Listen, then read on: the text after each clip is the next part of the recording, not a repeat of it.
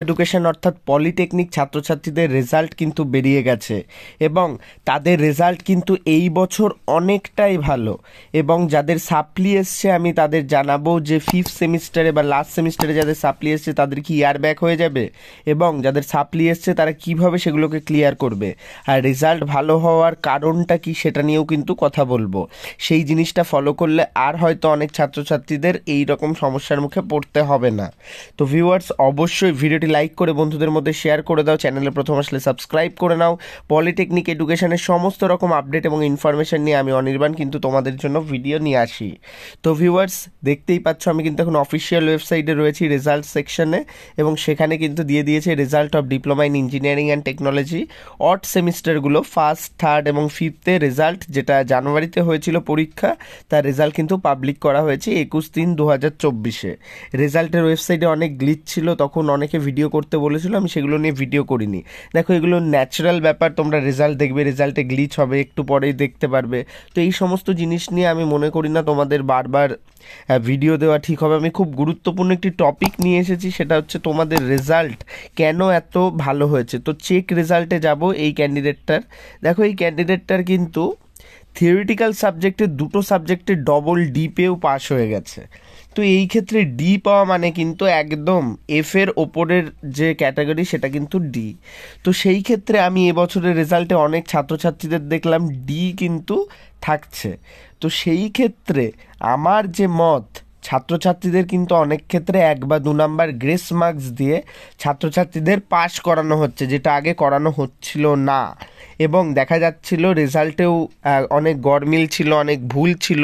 সেই কারণে কিন্তু অনেক ক্ষেত্রে যে রেজাল্টের সামনে যেটা দেখা যাচ্ছিল সেটা হচ্ছে তোমাদের ছাত্রছাত্রীদের যে প্রবলেম, সেটা হচ্ছে তোমরা পাস করতে পারছিলে না এবং প্রচুর ছাত্রছাত্রীদের সাপ্লি আসছিল। তার পেছনে কিন্তু এটাই কারণ, গ্রেস মার্কস কিন্তু কম দেওয়া হচ্ছিল।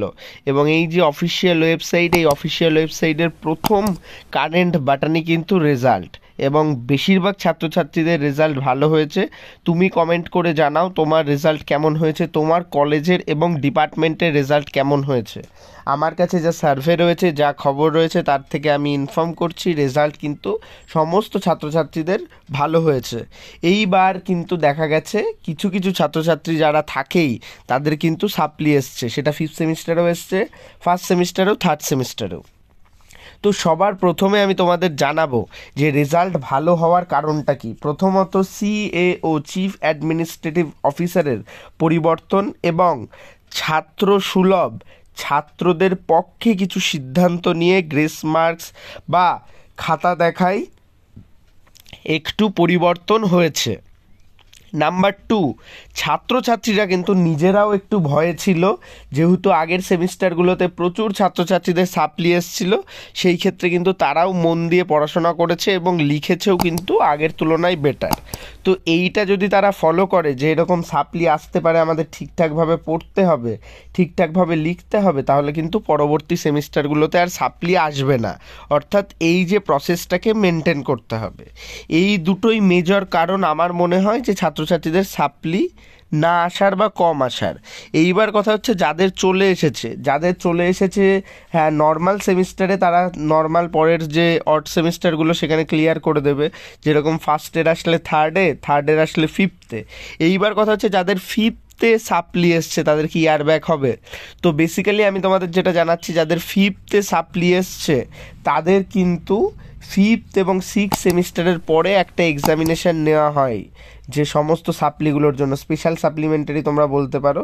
তো সেই স্পেশাল সাপ্লিমেন্টারি পরীক্ষায় কিন্তু তোমাকে পাস করতে হবে, তাহলে কিন্তু তোমার ফিফথের সাপ্লি একবারে উঠে যাবে। আর তুমি যদি সেখানেও পাস না করো, আবার তারপরে কিন্তু পরীক্ষা হবে।